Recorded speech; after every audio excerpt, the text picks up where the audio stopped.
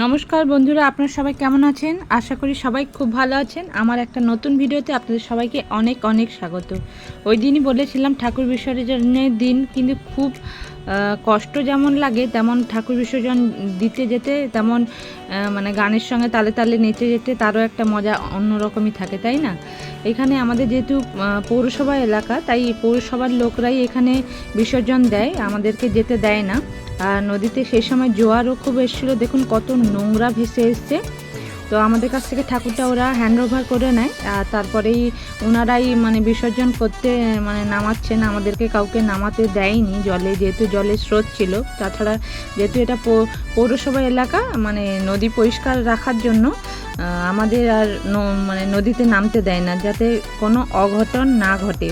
পৌরসভা যেহেতু, পৌরসভার লোকরা মানে অনেক সতর্ক বার্তা জারি করে, প্লাস তাদের সঙ্গে তাদের মানে সব কাজকর্মগুলো তারাই সব কিছু মেনটেন করে, আমাদের কিছু করতেই দেয় না।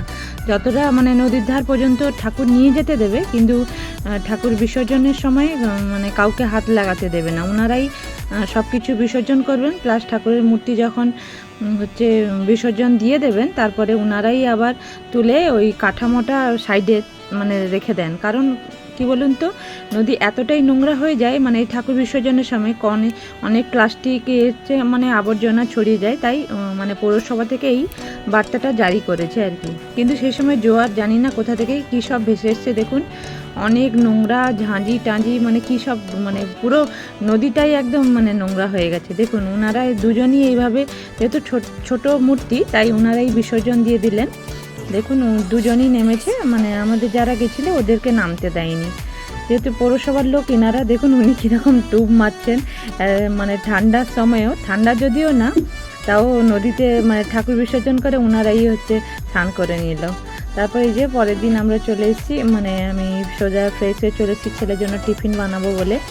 আর এখানে কি বানাবো বলুন তো, ব্রেড আর এই যে ডিমের ঘোল বানিয়েছি, ডিমের টোস্ট বানাবো। আমার ছেলে এইভাবেই পছন্দ করে, তাই ফার্স্টে ডিমটা আমি ফাটিয়ে নিয়েছি একটা বাটিতে, তার মধ্যে দিয়েছি সামান্য পরিমাণ লবণ আর গোলমরিচের গুঁড়ো, আর ওদিকে তেল কড়াইতে গরম করে নিয়েছি, আর এদিকে ব্রেডগুলো নিয়েছি। আমি কিন্তু ব্রাউন ব্রেড নেই, ব্রাউন ব্রেডটা হচ্ছে ময়দা দিয়ে না, আটা দিয়ে বানানো, তাই আমি বেশিরভাগ ব্রাউন ব্রেডেরই ব্যবহার করি যদি মানে নেই আর কি।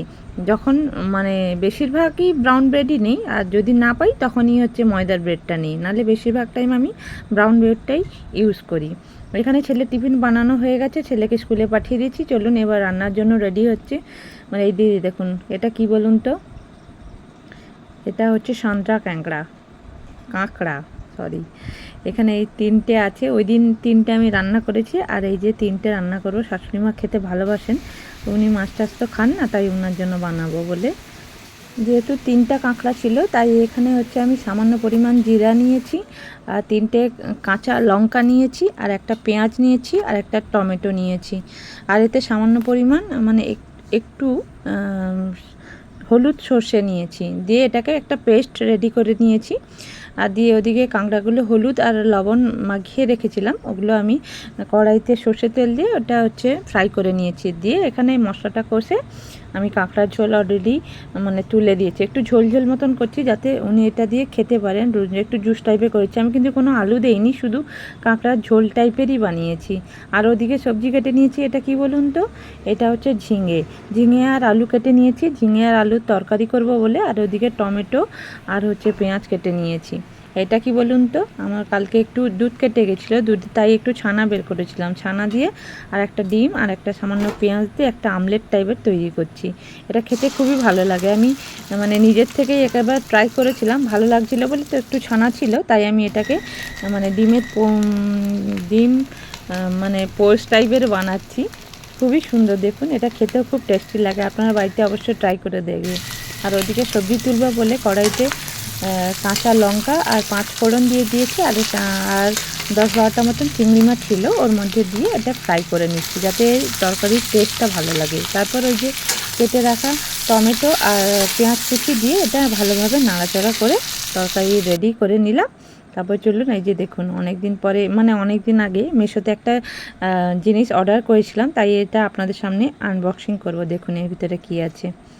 ফার্স্ট এটা কাটি, তারপরে আপনাদেরকে দেখাবো এর মধ্যে কী আছে। অনেক দিন আগেই করেছিলাম, আসেনি, হঠাৎ করে এক্ষুনি এলো, আমি বুঝতে পারিনি এটা কে এসছে। তারপরে বললো যে পার্সেল এসছে। দেখুন আমার একজন ভাইপো আছে, ভাই এখানেই থাকে, তো সবাইকে পুজোর তো ড্রেস দিতে হয়, তা ওকেও ওর জন্য একটা ফ্লিপকার্টে অর্ডার করেছিলাম, খুবই ছোট, প্রায় 1.5 বছরের মতন, তো ওর জন্যই অর্ডার করেছিলাম, ওরটাই এসছে।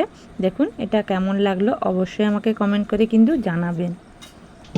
ভালো লাগলে অবশ্যই কমেন্ট, শেয়ার, লাইকটা করতে ভুলবেন না কিন্তু। এখনকার জন্য এইটুকু, পরে আবার একটা নেক্সট ভিডিওতে দেখা হচ্ছে। টাটা।